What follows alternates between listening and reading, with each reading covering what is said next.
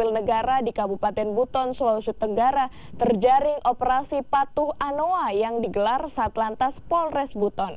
Dalam operasi ini, para pengendara tidak dapat menunjukkan kelengkapan surat kendaraan baik roda 2 maupun roda 4. Satu persatu kendaraan yang melintas menuju kantor Pemda Kabupaten Buton diperiksa surat kelengkapan berkendaraannya.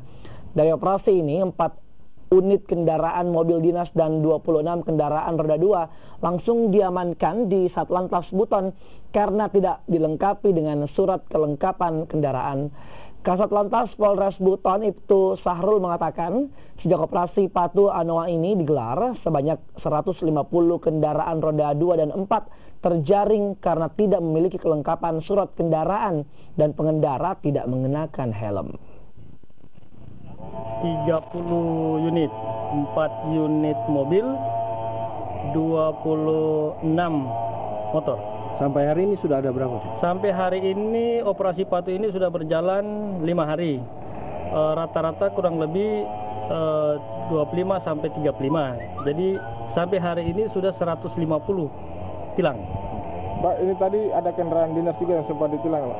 Ada kendaraan dinas 2 unit dan sekarang masih diamankan di Satlantas. Pelanggarannya biasa, Pak?